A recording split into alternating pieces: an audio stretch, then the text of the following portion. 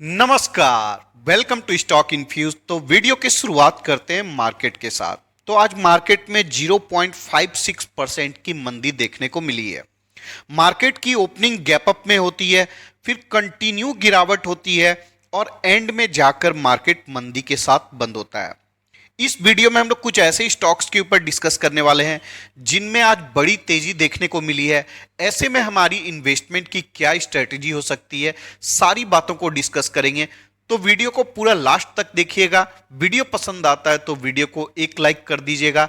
Channel आपका ही है, channel को सब्सक्राइब कर लीजिएगा। सबसे पहली कंपनी है कोफोर्ज लिमिटेड। अब दोस्तों, स्टॉक में 3.1% की तेजी देखने को मिली है। जिस दिन स्टॉक में बड़ी गिरावट हुई थी ब्लॉक डील की वजह से, मैंने डिस्कस किया था और बोला था स्टॉक में बहुत ज्यादा गिरावट का पॉसिबिलिटीज नहीं है। मैंने बोला था 4000 रुपीज पर सपोर्ट अवेलेबल है। अगर आपको खरीदारी करना है 4000 रुपीज से आप खरीदारी की शुरुआत कर सकते हैं। दोस्तों, कंपनी इन्वेस्टमेंट के लिए बहुत ही अच्छी है, फंडामेंटली स्ट्रांग है। लेकिन अगर आज तेजी के रीजन को डिस्कस करें तो कंपनी ने एक नया प्लेटफॉर्म लॉन्च किया है जो कि लॉजिस्टिक कंपनियों को सर्विस प्रोवाइड करेगी, जिससे कि आने वाले समय में कंपनी का रेवेन्यू बढ़ सकता है और कंपनी में अच्छा ग्रोथ देखने को मिल सकता है। इसी वजह से कंपनी में आज तेजी का माहौल देखने को मिला है। अब ऐसे में अगर इन्वेस्टमेंट की स्ट्रेटेजी को डिस्कस करें तो कंपनी का सपोर्ट जो है 4250 रुपए पर है, सबसे पहला सपोर्ट। नेक्स्ट सपोर्ट आपको 4000 रुपीज पर मिलेगा। लेकिन मुझे लगता है कि आपको थोड़ा सा इंतजार करना चाहिए। अगर आपको स्टॉक 4000 रुपीज के आसपास मिलता है तभी खरीदारी करने के बारे में विचार करना चाहिए। अदरवाइज अगर आपको बहुत ज्यादा हड़बड़ी है तो आप 4250 रुपए पर भी इन्वेस्टमेंट की स्टार्टिंग कर सकते हैं। जैसे जैसे स्टॉक में गिरावट होगी वैसे वैसे आप छोटी छोटी क्वांटिटी में एक्यूमुलेट कर सकते हैं। नेक्स्ट स्टॉक है परसिस्टेंट सिस्टम। इस स्टॉक में भी 3% से ज्यादा की तेजी देखने को मिली है। अब दोस्तों, इस कंपनी में भी ग्रोथ को देखेंगे, बहुत ही जबरदस्त ग्रोथ देखने को मिलेगा। लास्ट 5 ईयर का रिटर्न देखेंगे, बहुत ही शानदार रिटर्न है, 516% का। दोस्तों, मैंने पता नहीं आईटी सेक्टर के ऊपर कितनी सारी वीडियो बनाई है जिसमें मैंने बार बार बोला है अगर आपको हाई रिटर्न कमाना है मार्केट से तो आपको मिड कैप आईटी स्टॉक में इन्वेस्टमेंट करना चाहिए। लेकिन अगर आप बहुत ज्यादा सेफ्टी की तरफ जाना चाहते हैं तो आपको लार्ज कैप कंपनी में इन्वेस्टमेंट करना चाहिए, जैसे कि टीसीएस हो गई, इंफोसिस हो गई और एचसीएल हो गई। अब दोस्तों, अगर परसिस्टेंट सिस्टम को देखें तो कंपनी अपने 52 वीक हाई पर पहुंच चुका है। अगर कंपनी के ऑल टाइम हाई को देखें तो कंपनी ऑल टाइम हाई पर अभी ट्रेड करती हुई नजर आ रही है। ऑलमोस्ट आप देख सकते हैं एक समय स्टॉक 5000 रुपीज पर गया था और अभी भी 5000 रुपीज से ज्यादा पर ट्रेड कर रहा है। तो स्टॉक में बिल्कुल भी डिस्काउंट अवेलेबल नहीं है। तो अभी आपको परसिस्टेंट सिस्टम में इन्वेस्टमेंट करने से बचना चाहिए। अगर स्टॉक आपको 4750 रुपए पर मिलता है तभी आप इन्वेस्टमेंट करने के बारे में विचार करिएगा। अदरवाइज आप दूसरी मिड कैप आईटी कंपनी के ऊपर कंसंट्रेट कर सकते हैं, जैसे कि कोफोर्ज हो गई।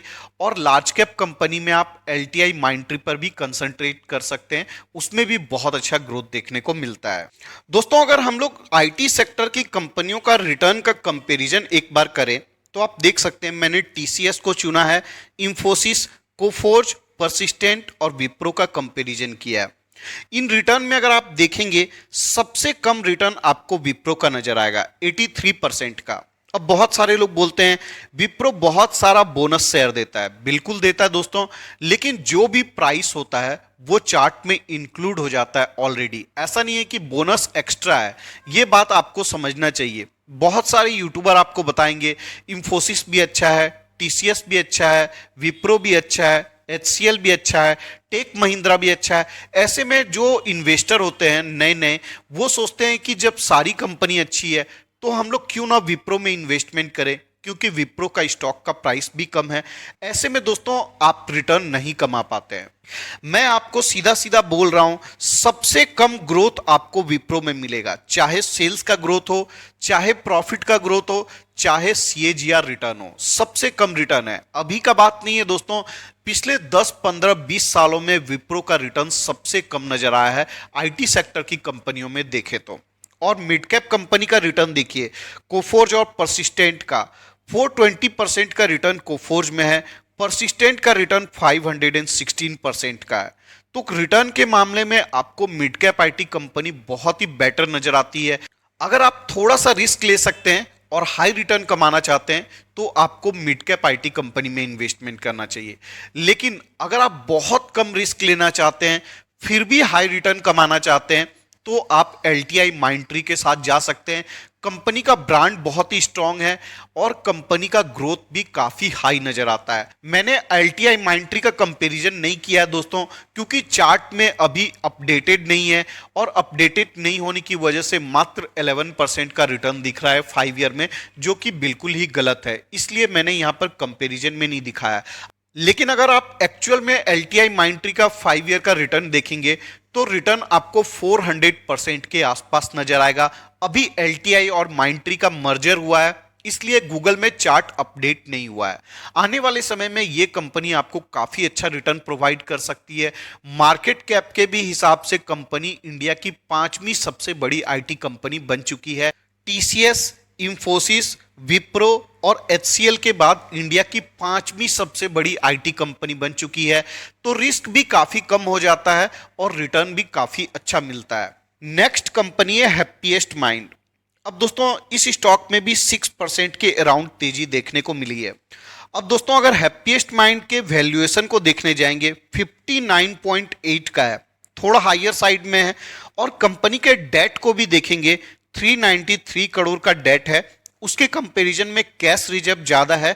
लेकिन अगर आप दूसरी कंपनी में देखेंगे तो मार्केट कैप के हिसाब से आपको हैप्पीएस्ट माइंड का डेट थोड़ा सा ज्यादा लगेगा, लेकिन कोई कंसर्न वाली बात नहीं है। अब अगर कंपनी के सेल्स ग्रोथ को देखेंगे 5 ईयर का तो आपको 19% का नजर आएगा और कोफोर्ज का सेल्स का ग्रोथ देखेंगे 18% का है। तो दोनों कंपनी के सेल्स के ग्रोथ में 1% का अंतर है। लेकिन अगर वैल्यूएशन देखने जाइएगा तो कोफोर्ज का वैल्यूएशन आपको काफी रीजनेबल मिलेगा। प्राइस टू अर्निंग रेशियो 33 का है, जिसको कि ग्रोथ के हिसाब से बिल्कुल रीजनेबल माना जाएगा और हैप्पीएस्ट माइंड का 60 के आसपास है। तो आप अपने हिसाब से इन्वेस्टमेंट करने के बारे में सोच सकते हैं। कंपनी अच्छी है, कंपनी का मैनेजमेंट अच्छा है, कंपनी में रेवेन्यू कंसंट्रेशन एक रिस्क है, क्योंकि कंपनी का जो मैक्सिमम रेवेन्यू है वो यूएसए के मार्केट से आता है और ये कंसंट्रेशन वाला रिस्क आपको आईटी कंपनी में बहुत ज्यादा देखने को मिलेगा। तो कोई घबराने वाली बात नहीं है, आप डेफिनेटली इस कंपनी में भी इन्वेस्टमेंट कर सकते हैं। 850 रुपीज पर पहला सपोर्ट है।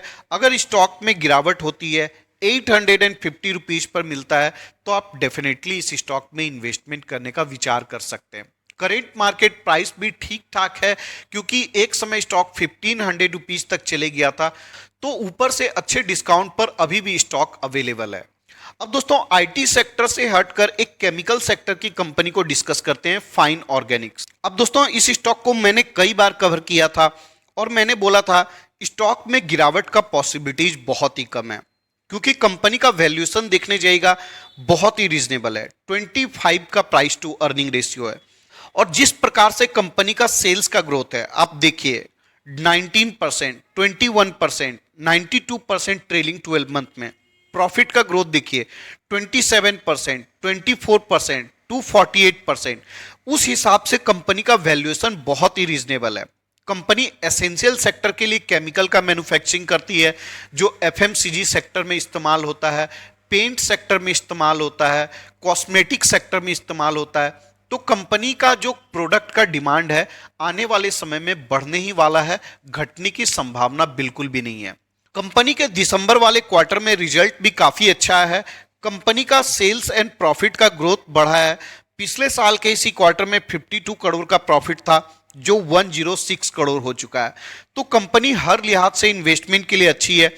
अगर इन्वेस्टमेंट की स्ट्रेटजी की बात करें तो करेंट मार्केट प्राइस मेरे ख्याल से इन्वेस्टमेंट के लिए काफी अच्छा है। स्टॉक में अगर कुछ भी गिरावट मिलती है वो इन्वेस्टमेंट करने का एक बहुत ही अच्छा मौका होगा। ऐसे अगर रेजिस्टेंस की बात करें 5000 रुपीज पर स्टॉक को रेजिस्टेंस मिलेगा।